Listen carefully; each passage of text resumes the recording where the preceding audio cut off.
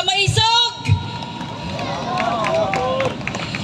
Nandito po ako sa inyong harapan, nagpapakilala bilang ordinaryong tao na ginipit sa panahon na ang Pilipinas ay wala nang makapitan. November 21, may 7 lalaki na hindi naka-uniform at nagpapakilalang pulis ang humuli sa akin sa loob ng City Hall ng Makati. At nagpapakita sila ng papel na isang red notice. Ako daw ay wanted ng Interpol. Sinabi ko sa kanila, mga sir, pasensya na tayo. Baka hindi po kayo nakapag-aral ng batas na ito. Wala pong karapatan ng Interpol sa akin.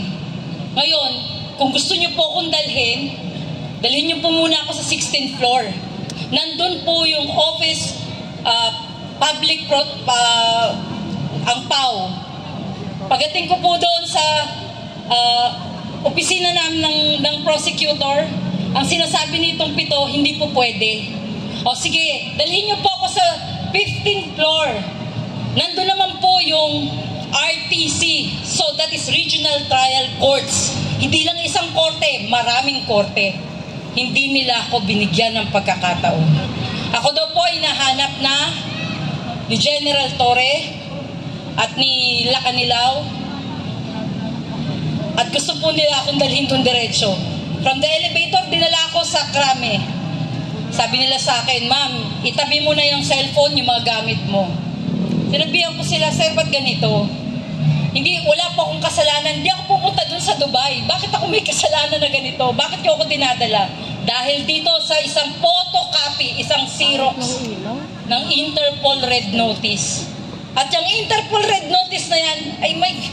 Kung titignan nyo, ako daw po ay may niloko sa Dubai na isang Arabo at hiningan ko ng pera pambili ng condominium. Very impossible. Dahil ako po ay hindi pumunta ng Dubai at hindi nang hingi ng pambili ng condominium.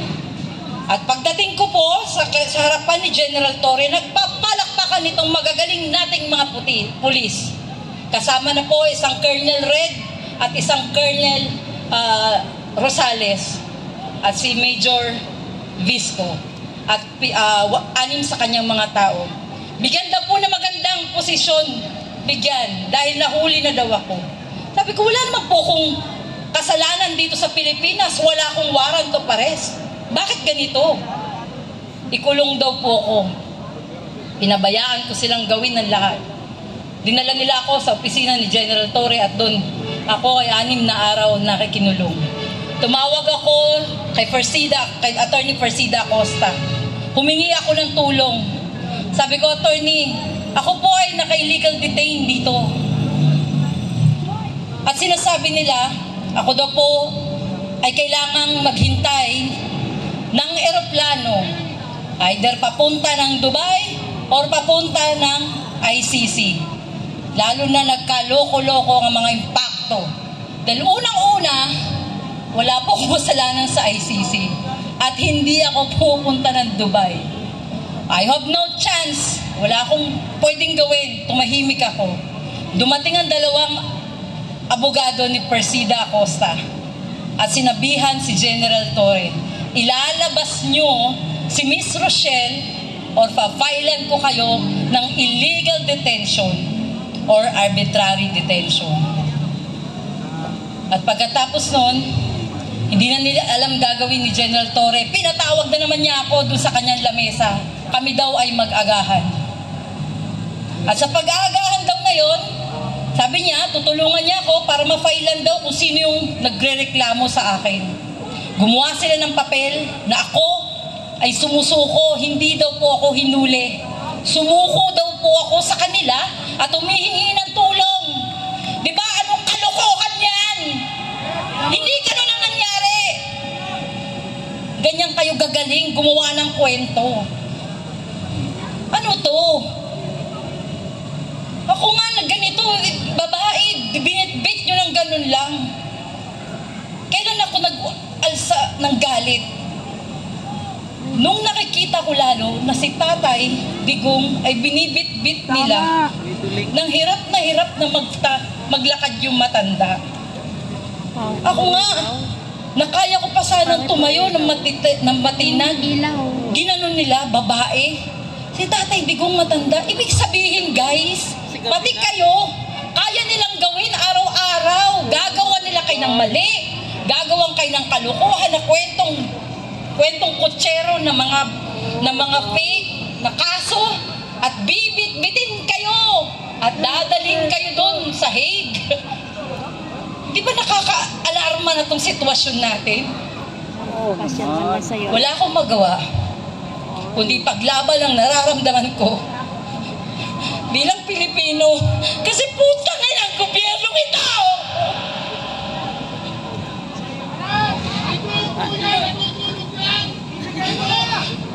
Putang ina ang gobyernong ito nung ginawa niyo sa amin. Kami na mamamayang mahirap ang ultimo, kami dapat pagtanggol niyo mga pulis. Kayo ang gumawa ng ganito sa amin. Araw-araw, mga kababayan, ako ay nagtatakot sa kalagayan ng pamilya ko. Binabalik-balikan nila kami sa bahay ko. At sinasabi sa amin, tanggapin nyo na kung ano inaalok namin. Ano bukas? Sa makalawa, eto na lang tayo. Bongbong, ano ba to? Hindi ito presidente binoto ko. Hiyang-hiya ako. Araw-araw tayong ganito, natatakot sa mga taong yan, imbis na kayo magtanggol sa amin. Natatakot na may magsalita rito. Iniisip ko maya't maya habang tumatakbo ko dyan, habang nagmamaneho ko, may papatay na lang sa akin. Sinong kalaban ko? Si General Torre na walang katakot-takot. Siyang batas. Hindi niya iniisip may konstitusyon tayo. Bakit siya nasusunod dito? Bakit pa siya nasusunod? Hindi ito ang gusto namin. Ang ginusto ng Pilipino, ng nakararaming Pilipino, ang progresibong Pilipinas. Kinawawa nyo ng mga OFW. Hindi na rin usapin dito ang si Presidente Duterte. Si Presidente Duterte ay simbolo lang natin. Ano pa mangyayari kung araw-araw ganito ginagawa sa atin? Di ko alam kung hanggang saan ako paglalaban. Di ko alam. Pero ang ginagawa ko na lang, pilit ko magsalita. Pinapaalam ko sa bawat isa sa inyo na ako ginanito. Pati kayo, araw-araw po pwede. Hindi ako nagdadrama dito. Hindi ko kailangan yan. Wala akong pera, wala akong pinatago. Kahit ngayon, pakain niyo ko. Ano pa mawawala sa isang katulad ko? Binusabos nyo na ako eh. Nilagay nila ako sa kwarto nila. At bawat darating itinuturo ako, nadadalhin ako sa Hague. Na naghihintay lang ako ng aeroplano para dalhin doon. Natutulog ako sa opisina ni General Torre na ang nakasaig lang sa akin ay karton. 6 na araw, 6 na gabi yun.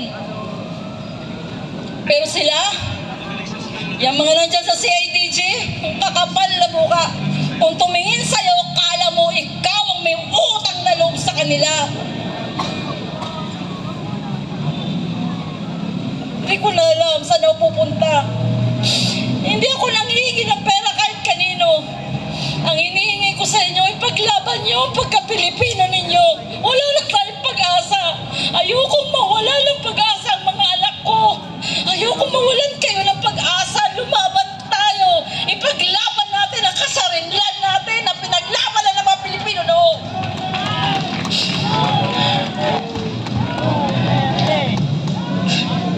Nakakaiyak at sakit. Pero hanggang kailan tayo gaganituhin ng gobyernong binoto natin?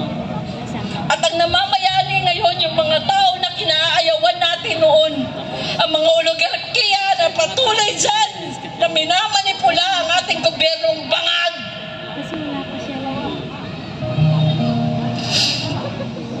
Alam niyo mga kababayan, masakit. Pero wala na tayong magagawa. Kailangan na nating magsalita. At sa pagdating ng eleksyon na to, pilitin ninyo ipasok ang Duterte natin. Ito na lang pag-asa para makaabot si Sara. Ilaban natin ang Duterte. Tawin nyo ng awa. Duterte! Duterte! Duterte! Hindi ko na alam mo. Hanggang sana ako makikita niyong tumatayo. Lahat ng TV news noon, gusto kong kausapin. Pumunta ako sa mga station, eto ko. Pero walang umiintindi sa akin noon. Maliban sa mga vlogger. Salamat sa inyo. Lalo na kay Kayo. Humingi ako ng pasalamat dahil binigyan nila ako ng pagkakataon na magsalita. At ngayon, eto ko. Humingi sa inyo ng dasal na lang. Hindi ko naman ano yung pera eh. Hindi ako mayaman. Wala ako. Pero susurvive natin to. Magtutulungan tayo. May ahon ng Pilipinas. Ibalik natin sa tamang posisyon ang bansa natin. Hindi tayo pwedeng panghawakan ng China. Mas lalong hindi tayo pwedeng panghawakan ng mga Europa na pupunta na lang dito at magbabantay sa ating eleksyon. Kung tayo pumayag. Hindi na papayag. Tumayo tayo sa ating soberanya. Huwag tayong pumayag. Maging matigas tayo sa paninindigan natin na tayo may sariling kasarinlan. Katulad ni Bonifacio na nakatayo dyan. Balitan natin, si Tatay Digong natatayo dyan. Mga kababayan, ang pag-asa na lang natin ay ang darating na eleksyon. At ang 10 yan, aray nawa, bigyan pa tayo ng may kapal. Na-bless sila at ang pusin nila'y panghawakan na panindigan ang katotohanan sa ating bansa. Wala nang pag-asa pag hindi pa tayo gumalaw. Sabihin natin sa ating mga pamilya, iboto ninyo straight Duterte. Hindi ko alam, hindi ako nag-practice, hindi ako nagpupunta ako sa harapan ninyo. Pero makikita ninyo, nandun na tayo, in-entertain na tayo ng media. Salamat sa mga social media, influencer, kay Ma'am Yumi, kay Sir Kayo, binigyan niyo ako ng time. Never to Yumi na. At binigyan na tayo ng panahon ng Philippine Star. Nandun tayo sa Philippine Star. Ipakulong natin.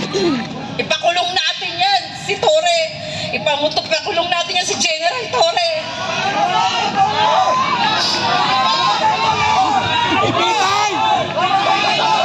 Diba, hindi siyang batas.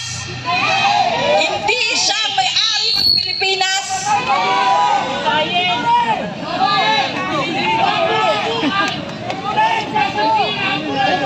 Marangin si Torre! Pakulong natin para malaman niya ng Pilipino hindi dapat apak-apakan, hindi dapat yurakan, hindi mo dapat gawa ng kwento. Ikaw ang magtanggol. Nagtataka ako sa panahon na to eh. Lahat ng mga natanggal ng panahon ni Tatay Digong, nagbalikan. Lahat ng may dokumento ko sa mga pulis na mga natanggal, nandito na naman ngayon. Eh di ba congratulations? O di ba? Pinatanggal nga ni Tatay Digong ang daming history. Ito naman si Marcos, by welcome. Binalik niya lahat. Ilang pulis ang natanggal ng panahon ni Tatay Digong? Marami, dahil sa... Wala eh. Hindi natin alam anong gagawin. Bakit ganito? Ang mga walang hiya nagbalikan, binigyan ng tsapa, binigyan ng posisyon. Eh di wow, binigyan ng baril. At ngayon, nandyan sila sa mga presinto, gumagawa na naman ng mga kwento. At eto si Juan Kawawa, hindi alam paano lalaban ang buhay. Kaya mga kababayan, wala na akong maisip na ihingi sa inyo ng tulong. Kundi ipagdasal na sana maawa ang prosecutor, mapakinggan tayo. Mabigyan tayo ng magandang desisyon. Hindi siya dumating. April 21 and 28, hearing namin, walang dumating. Pero 4 na pulis na nirereklamo ko nasa labas ng prosecutor. Hindi sila pumasok. Ibig sabihin, ganun sila katigas, di ba? Or wala lang talaga silang isasagot sa ating complaint. Tandaan nyo guys, lalaban ko ito hanggang sa uli. Sana lang, abutan pa tayo ng katotohanan. Makabalik lang talaga si Tatay Digong.